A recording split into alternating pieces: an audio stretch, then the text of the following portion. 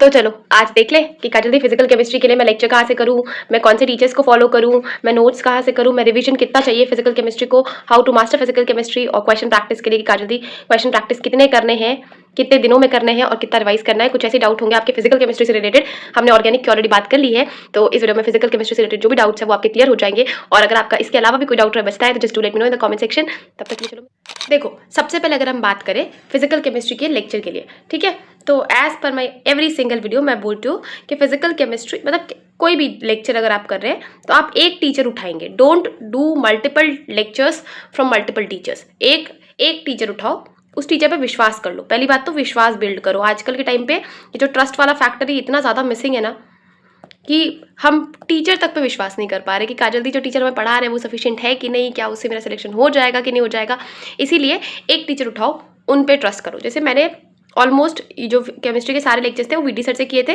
कुछ चैप्टर जब उनके नहीं आए थे तो मैंने अरविंद अरोड़ा सर के पुराने लेक्चर्स किए थे, बहुत ही पुराने थे, अब तो शायद सर पढ़ाते भी नहीं है। तो अरविंद अरोड़ा सर के पुराने लेक्चर्स किए थे मैंने किए थे। बट आप जो टीचर्स फॉलो कर सकते हैं, कुछ टीचर्स का मैं आपको नाम बता देती हूँ। एक आप वीटी सर के पुराने लेक्चर्स कर सकते हैं, ठीक है। दूसरा आप नितेश सर को फॉलो कर सकते हैं।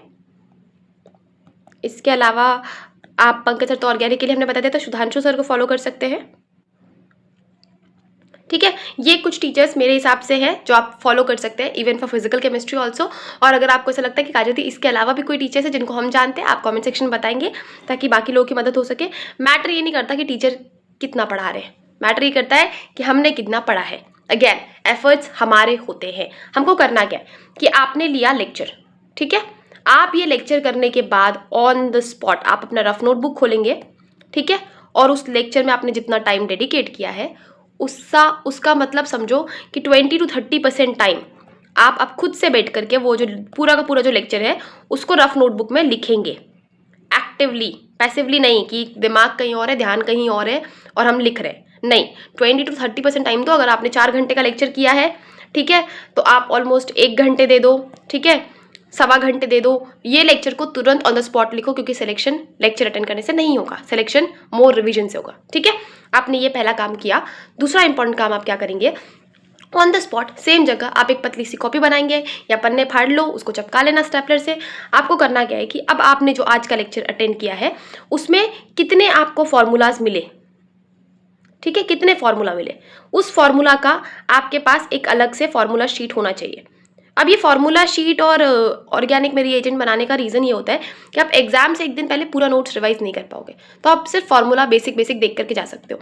कुछ और थ्योरी पॉइंट्स भी होते हैं, वो भी आप इसी फॉर्मूला शीट में ऐड कर लेंगे, ठीक है। और कुछ ऐसा कॉन्सेप्ट लग रहा है कि काजल दी ये कॉन्सेप्ट मेरे लिए थोड़ा सा बाहर हो जाता है, मुझे रिवीजन की जरूरत है बार बार, आप उस कॉन्सेप्ट को भी, उस क्वेश्चन को भी उतार के उस पर्टिकुलर फॉर्मूला शीट में उतार लेंगे। ये आपका हुआ एक दिन का लेक्चर। अब जब आप नेक्स्ट दिन लेक्चर अटेंड करेंगे, मतलब अगर आपने लेक्चर नंबर 2 किया या लेक्चर नंबर 2 या चैप्टर नंबर 2, जिस भी दिन दूसरा लेक्चर मतलब लेक्चर नंबर 2 कंसिडर करो, ठीक है। अब आप पहले एक बार लेक्चर नंबर 1 को स्लाइटली पलटा करके देखेंगे। डोंट बी इन रश कि मेरे को चैप्टर खत्म करना है, मेरे को चैप्टर अच्छे से खत्म करना है कि मेरे को दोबारा अगर रिवाइज करना पड़े तो काजल दी ये तो फिजिकल है तो 15 से 20 मिनट में मेरा ये चैप्टर खत्म हो जाए। इस तरह की फ्रीक्वेंसी चाहिए ना। ये थोड़ी चाहिए कि काजल दी मोल कर लिया, आप जल्दी से केमिकल काइनेटिक्स कर लेता हूँ, इक्विलिब्रियम कर लेता हूँ, रिवीजन बाद में देखेंगे, तो फिर वो एकदम ब्लैंक हो जाता है। इसके अलावा जो मेरे लिए इंपॉर्टेंट चीज़ है कि आप जब और किसी भी, चाहे वो ऑर्गेनिक हो, चाहे वो फिजिकल हो, चाहे वो इनऑर्गेनिक हो, आप जब लेक्चर अटेंड करेंगे उससे पहले अपने ब्रेन को समझाएंगे टू बी फोकस्ड। पहली इंपॉर्टेंट चीज़, ठीक है, टू बी कैसे समझाएंगे, I am highly focused, I have attended my lecture with so much of focus, with utmost focus, I was focused through out my lecture. और जैसे ही आप लेक्चर खत्म करेंगे खुद को अप्रिशिएट करेंगे ताकि आपके ब्रेन में हाइपोथैलेमस में जो रिवॉर्ड सिस्टम है उसको समझ में आए, उसको अगेन फिजिकल केमिस्ट्री का लेक्चर अटेंड करना बोरियत नहीं लगे, उसको लगे कि इट्स अ टास्क जिसके बाद मुझे अच्छा रिवॉर्ड मिलने वाला है, I am going to get something after achieving it. आप अपने आप को कॉन्शियसली इनिशियली एफर्म करके बोलेंगे कि फिजिकल केमिस्ट्री मुझे समझ में आती है, फिजिकल केमिस्ट्री के लेक्चर्स मुझसे बनते हैं।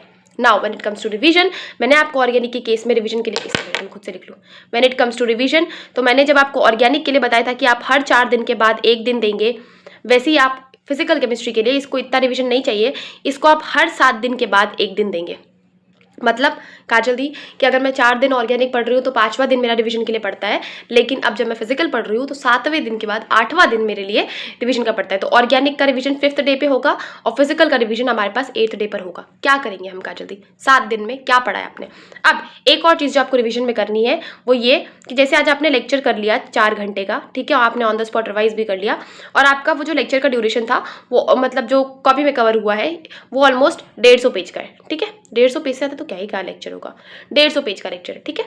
अब आपको क्या करना है, डिवाइड करना है अगेन, लेकिन यहाँ पे आप number of pages comparatively organic के ज़्यादा रखेंगे क्योंकि यहाँ पे जो हमारे पेजेस है वो मोर ऑन अ क्वेश्चन से कवर है, फॉर्मूला से कवर है, की पॉइंट थ्योरी पॉइंट कम है, याद करने वाली चीज़ें कम है।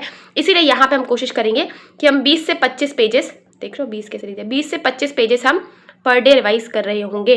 तो अगर मैंने 20 पेजेस भी लिए पर डे तो मैं 7 दिन के बाद 140 पेजेस रिवाइज कर चुका हूँ, मतलब 7 दिनों में वो लेक्चर को, वो चैप्टर को अच्छे से रिवाइज कर चुका हूँ। दूसरा एक इम्पॉर्टेंट चीज़ जो है कि केमिकल काइनेटिक्स, इक्विलिब्रियम, ये फिजिकल के हमारे इंपॉर्टेंट चैप्टर्स हैं, आप इनको छोड़ करके नहीं जाएंगे। मोल हमारा बेसिक बनाता है, आजकल मोल के क्वेश्चंस इजी है, पहले के जब 12 में 13 में आते थे तो मोल थोड़ा सा डिफिकल्ट पड़ता था, पर अभी नॉर्मेलिटी, मोलालिटी इनके ऊपर ज़्यादा क्वेश्चन रहता है। तो हमको इन चैप्टर्स को अच्छे से कवर करना है। और एक बात समझो, एक टर्म होता है जिसको बोलते हैं eat the frog. Eat the frog मतलब तुम्हारे सामने तुम्हारा टेस्टी खाना रखा हो, ठीक है, फिर भी मुझे पता है कि काजल दी मुझे फ्रॉग खाना बिल्कुल पसंद नहीं है, मतलब कुछ ऐसा चीज़ जो मुझे इतना पसंद नहीं है उसको पहले कर लेते हैं ताकि मुझे बाद में या तो गिल्ट ना हो, बुरा फील ना हो और मेरे को बोरियत नहीं लगे। तो पहले वो चैप्टर्स खत्म करो जो तुम्हारे लिए डिफ़िकल्ट है, हमेशा डिफ़िकल्ट चैप्टर्स को पहले कर लो। जब कॉन्फिडेंस बिल्ड करने की बात आए तो वो चैप्टर्स करो जो तुम्हारे लिए आसान है ताकि तुम्हारा कॉन्फिडेंस बिल्डअप हो सके।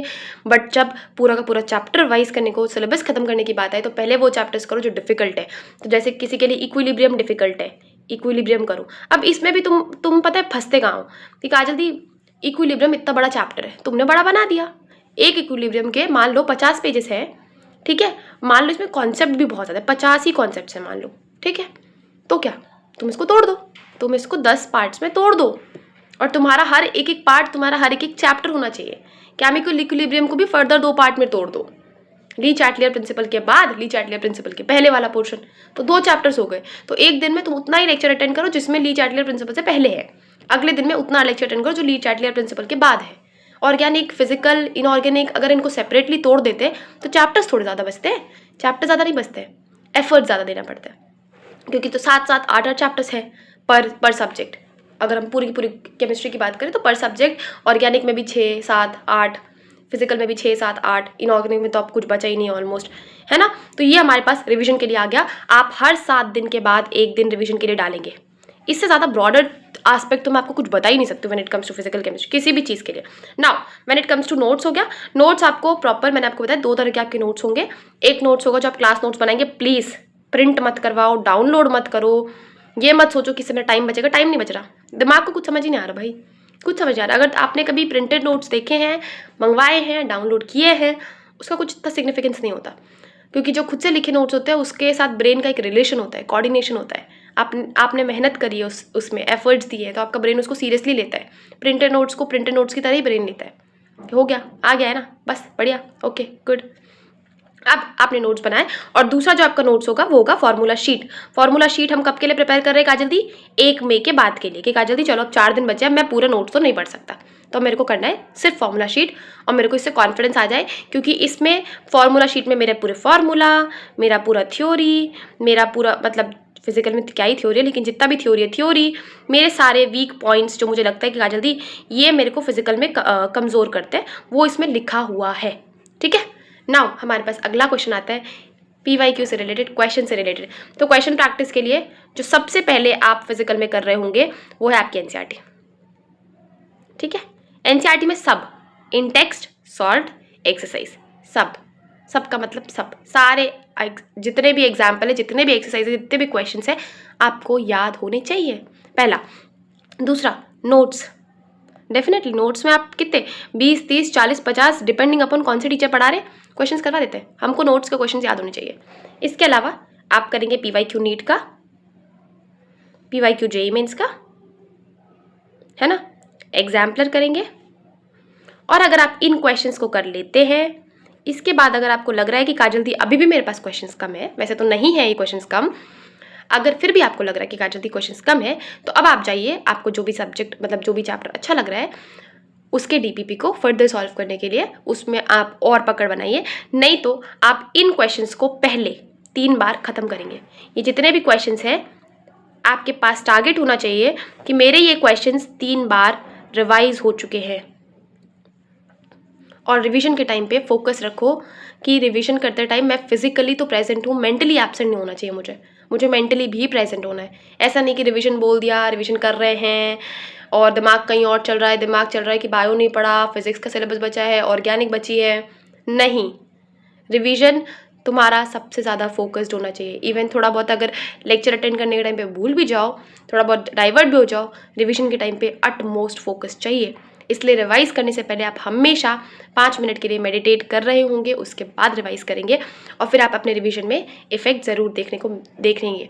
आपको हर 7 दिन के बाद आपको रिवाइज करना है और इस रिवीजन में ही आप अपने क्वेश्चंस को भी इंक्लूड कर सकते हैं कि काजल दी 7 दिन में मैंने इक्विलिब्रियम वाला चैप्टर पूरी तरह से रिवाइज कर लिया है, मैं इक्विलिब्रियम के सारे क्वेश्चंस को भी एक बार दोबारा रिवाइज कर लेता हूँ। इसी सीक्वेंस में आप अपने टू डू लिस्ट बनाएंगे या आप अपने सामने एक पेपर में लिख करके रखेंगे कि मुझे PYQ करना है ना, नीट का PYQ, JEE का PYQ, एग्जाम्पलर हो गया कि नहीं हो गया, है ना, NCERT हुआ नहीं हुआ, NCERT इन टेक्स्ट हुआ नहीं हुआ, नोट्स के क्वेश्चन रिवाइज हुए नहीं हुए।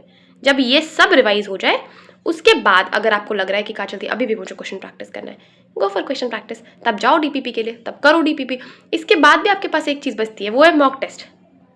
मॉक में भी तो क्वेश्चन आए हैं, तो उस पर्टिकुलर चैप्टर में जितने भी आपने मॉक टेस्ट दिए उसके जितने भी क्वेश्चन हैं वो भी आप प्रैक्टिस कर रहे होंगे। इसके बाद आप जाएंगे DPP के बाद। ठीक है, ये कुछ चीज़ें हैं। एक और इम्पॉर्टेंट चीज़ जो फिजिकल केमिस्ट्री के लिए है, फिजिकल केमिस्ट्री ईजी सब्जेक्ट है, it is literally easy comparatively to physics. इसमें ज़्यादा इतना न्यूमेरिकल नहीं है, इतना डिफिकल्ट नहीं पड़ता, और कंपैरेटिवली टू बायोलॉजी जिसमें इतना थ्योरी नहीं है, ये बहुत मॉडरेट सब्जेक्ट में होता है। इसके न्यूमेरिकल, आजकल के न्यूमेरिकल बहुत हद तक NCERT से आते हैं। द रीज़न मैं हर वीडियो में my focus used to be PYQ, NCERT, exemplar, क्योंकि 2025 का पेपर भी आपका NCERT, PYQ और एग्जाम्पलर पे ही बनेगा।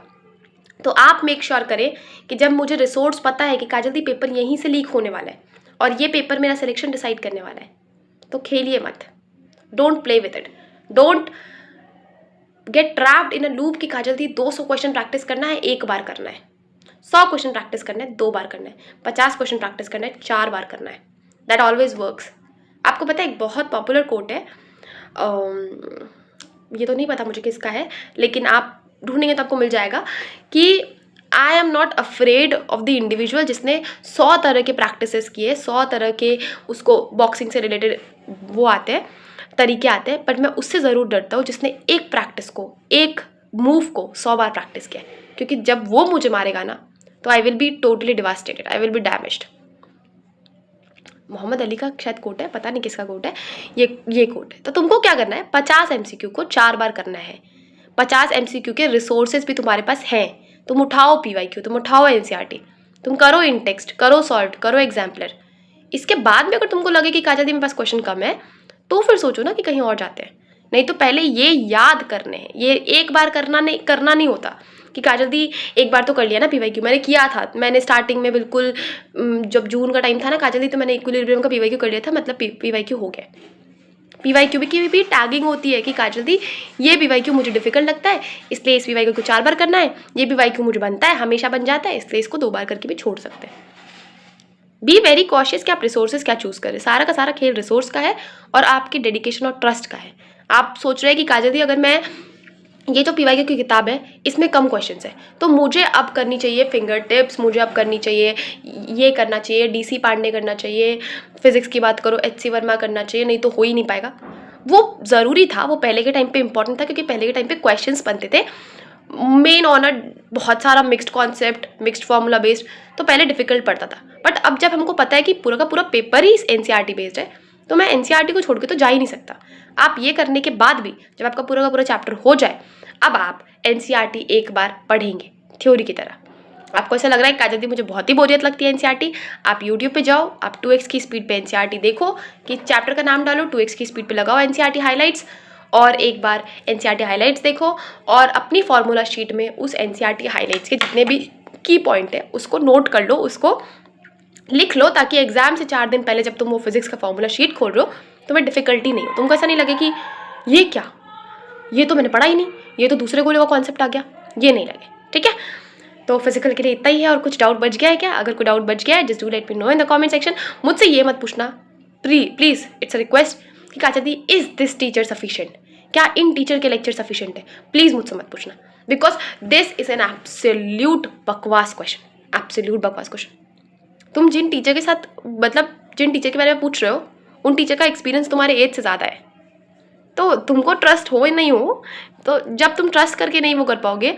पहले के ज़माने में शिक्षा जो गुरुकुल से रिलेटेड होती थी उनके पास इतने कम रिसोर्सेज थे, इतने कम लिमिटेड टीचर्स थे, बट उसी से सिलेक्शन होता था, उसी से लोग अपनी लाइफ पूरा सर्वाइव करते थे। जब ऑफलाइन इंस्टीट्यूट था तो उनके पास थे क्या, 1000 ऑप्शंस, 1000 वैरायटी। आज वैरायटी मिल रहा है तो ब्लाइंडनेस हो रहा है, हम हर टीचर पे शक कर रहे हैं, हम प्रोफेसर पे शक कर रहे हैं कि अरे यार इस प्रोफेसर के पास पूरा नॉलेज है कि नहीं है। क्या उस प्रोफेसर के लेक्चर याद किए हैं? क्या उस प्रोफेसर के लेक्चर 5 बार रिवाइज किए हैं? क्वेश्चंस नहीं बन रहे, प्रोफेसर की तो गलती है ही नहीं, गलती तुम्हारी है, सीधी सी बात है एकदम। तो एक्सेप्टेंस लाओ कि प्रोफेसर कुछ कम नहीं पढ़ा रहा, मैं खुद चीटिंग कर रही हूँ खुद के साथ, इसीलिए मेरे साथ नहीं ये हो रहा है। ठीक है, बस हो गया, डांट लिया। मिलेंगे नेक्स्ट वीडियो में, till then bye bye, take care.